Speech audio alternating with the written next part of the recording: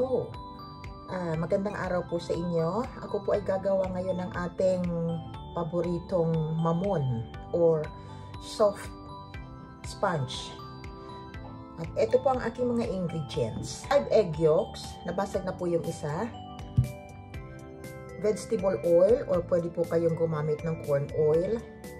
Sugar, hahatiin ko po ito, pagdalawahin ko po, isa sa marang at isa po sa egg yolk mixture. Baking powder, salt, fresh milk or pwede po kayong gumamit ng water, and cake flour po ito. Kung wala po kayong cake flour, pwede po kayong gumawa ng sarili nyo, and a pinch of cream of tartar. Ito po yon. Huwag pong madami kasi aasim po yung inyong gawa. So, and egg white. Ang lahat po ng measurement nito, ilalagay ko po sa description box. So, unahin po natin i-mix yung mga dry ingredients. Ihalo ko po yung salt, yung baking powder. Okay? Set aside po lang natin muna. And then po yung egg yolk mixture. So, basagin po natin yung egg. Ihalo po natin yung vegetable oil.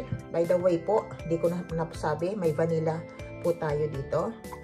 Vanilla. So, mix lang po. Pwede po kayong gumamit ng stand mixer. Pero kung wala po kayong stand mixer, pwede na lang po ang wire whisk. Ayan po. So, haluan natin ng konti lang na sugar. And the rest po, doon na po yan sa marang.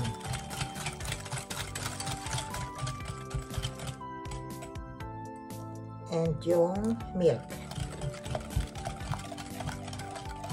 Then, strain lang po natin yung dry ingredients. Okay. Kailangan pong i-strain natin kasi po para wala yung mga lumps niya. Makikita niyo po may mga ganyan-ganyan. So, hindi na po natin siyang isali. And then, i-mix. I-wire whisk po ulit natin hanggang maging smooth po siya. Ito pong mixture na ito, bali po pinaka-base. Kung gusto niyo pong magkaroon ng ibang flavor, ube, mocha, ito na po ang pinaka-base cake niya. Hahaluan lang po natin siya mamaya ng, anong tawag din, gagawa po ako ng separate. Ayan po, kung makikita nyo, smooth na siya. So, set aside po natin at gagawa tayo ng marang. Ito po yung egg white. Ito na po siya. I-break lang po muna natin yung egg. So, lagay po natin yung cream of tartar and sugar po. In 3 batches na po natin siya. Huwag po ibuhos lahat.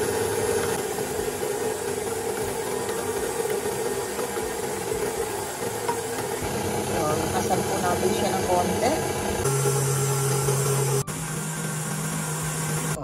Soft bake. Ayan siya po. Ayan. Napaka ano na po niya, firm po niya. Kahit po itong itaob natin, hindi siya. Ayan, ito po yung sinasabi nating soft bake lang. So, ito na po. I-mix ko lang po siya, ha? Mix po yung egg mixture at saka po yung white mixture, yung marang. So, wag po nating i-mix ng masyado kasi po kailangan po wag siyang ma-overmix at saka ma-undermix. So, hati, then mix. Okay?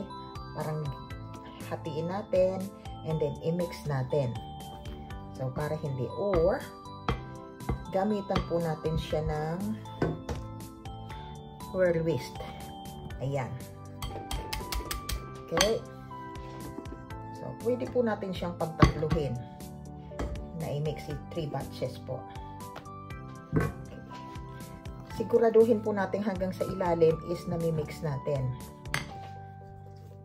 Then, ito na po siya. Ulit. Kailangan po na i-straight natin pati yung pinaka ilalim, ha? Kasi yung mixture po ng egg mixture is mabigat. So, nasa ilalim yun. Kakita nyo po, merong mga kulay dilaw. Kasi nasa ilalim yung iba. Ayan. Hanggang po sa ma-mix siya. Ayan. So, ready na po siya. Okay. Meron po ako dito na lagayan po. Ito po, pangmamon po talaga siya. Nilagyan ko lang po siya ng parchment paper lang po dito. So, lalagyan po natin siya at i-bake natin siya for at least 20 minutes. Huwag po kayong mag-alala at hindi po yan aapaw. So, trust me, hindi po siya aapaw. Kahit pupunuin nyo siya, hindi siya aapaw.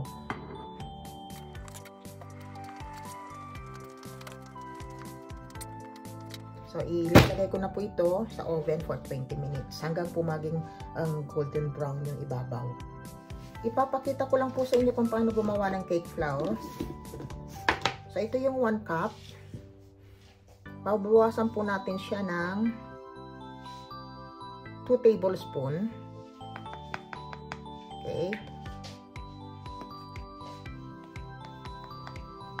2 tablespoon po, ha? Ko na dito.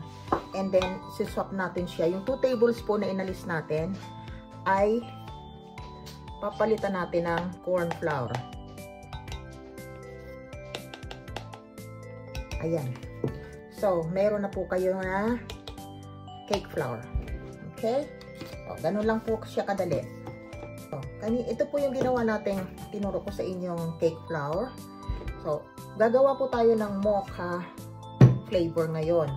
Ito po, yung kanina na ingredients, pare-parehas lang po yun. Ang idadagdag lang naman po sa mocha is yung chocolate at saka yung coffee.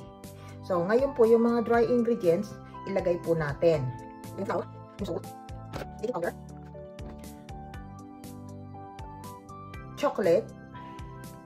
chocolate powder po, at coffee.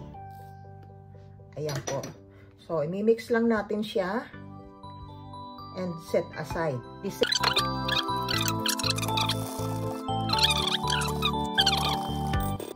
I-strain po natin yung dry ingredients para po wala siyang lump-lump.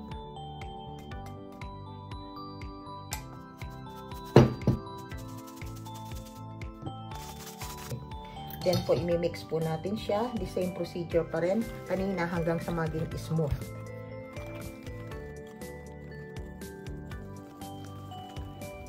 Ayan po. Okay? Kita niyo po. Then, set aside. Gagawin po natin yung egg white mixture or marang. Ayan. The same procedure pa rin po. Imimix natin to in 3 batches. Yung marang.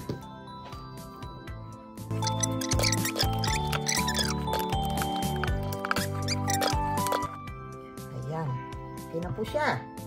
So, ready na po ulit siya. Ilagay dito natin ating molder para gagawa po tayo ng ubi flavor later. Yan, ready na po ulit ito. Dinagdag ko lang yung natira kanina. So, ready for oven. 20 minutes pa rin po. So, ito na po yung ginawa natin kanina. See? Hindi po siya umapaw at lalong hindi siya bumagsak. Mayroon po kayong makikitang konting kulo-kulubot, pero normal po yun. Mabilis lang po siyang alisin kasi may parchment paper. Ayan. Tama po. Tingnan natin kung gaano kalambot siya. Makikita niyo po na malambot kasi, yan po. Tapos babalik siya. Ayan. Tapos babalik siya.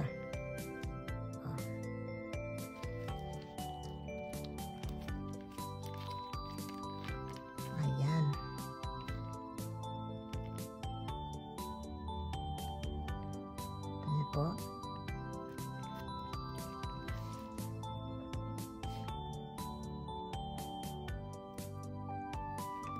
Hindi po ba? Nagmi-melt siya sa mouth. Ang sarap niya.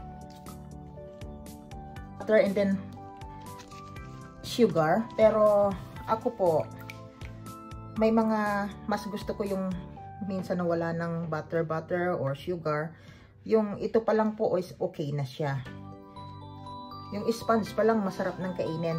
Sarap ng pangkape. Pero lagyan po natin siya para po makita ninyo. Nag-melt lang po ako ng butter. Or kahit na hindi masyadong melt, pwede po yun. O kung may margarine kayo na pwede pong hindi masyadong melt. Kasi kung mainit pa lalo, magmi-melt din po siya. And then yung iba naman, sugar lang ang ilalagay, pero hindi masyadong melt po. Parang yung soft lang na butter. And then, lagyan po natin siya ng cheese.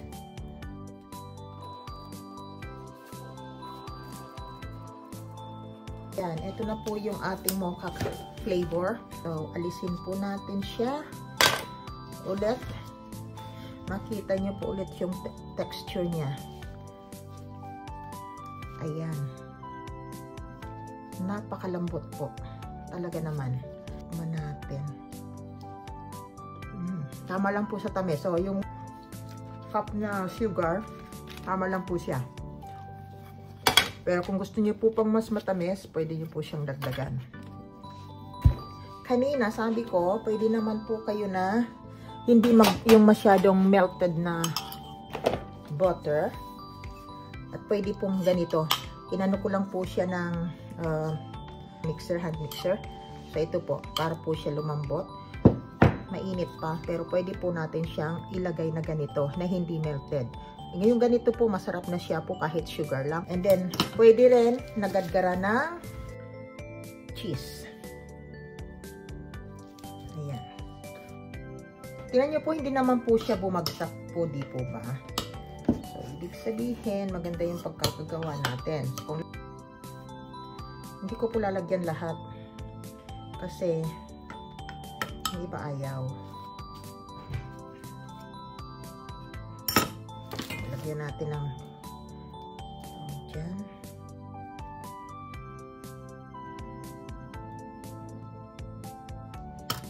Ayan po.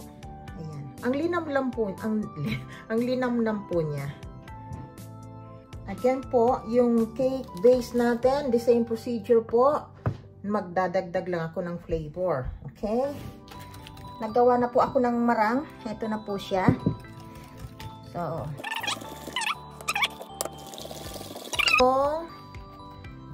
ubi extract natin na ilalagay. Okay? Ito po, in-strain ko na po ito, kaya hindi na tayo kailangang mag-strain ulit. I-ready ko lang kasi pare-parehas lang po yung procedure. Ang pagkakaiba lang po, nagdagdag ako ng flavor. Okay? By the way po, yung egg nyo po, kung mapapansin nyo po, 5 eggs. 5 eggs ang ginamit ko. Kasi po maliliit. Pero kung merong, ang eggs po ninyo ay extra large, pwede po siya sa 4 lang. So, yan. Ano lang po natin ito hanggang sa smooth siya. Ayan. Ayan.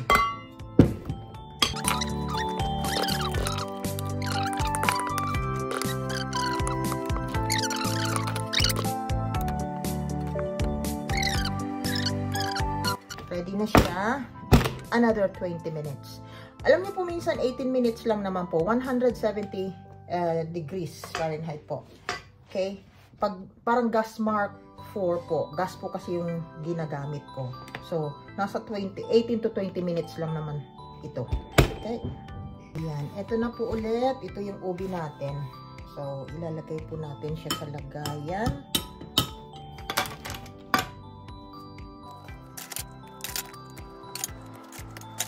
Pakita ko po sa inyo kung gaano po kaganda. Ayan. O, di po ba? Super. Super lambot, super sarap. Ito po yung ginawa natin kanina. Ayan. Ito po yung mocha. Ito naman yung vanilla. At ito yung ube. Tingnan nyo po ha. Ayan. Ang sarap po nila lahat. Napakalambot. Nagme-melt po siya sa mouth. Pwede pong lagyan ng cheese, pwedeng hindi, pwedeng butter lang, o with sugar, or pwede na pong wala. Masarap na po siya sa kape. guaranteed po yung recipe ko niyan. Ilalagay ko po sa box, sa description box. Salamat po at maraming salamat sa panunood. Sana po mag-subscribe po kayo for more videos po. Marami pa po akong pwedeng i-share. Salamat!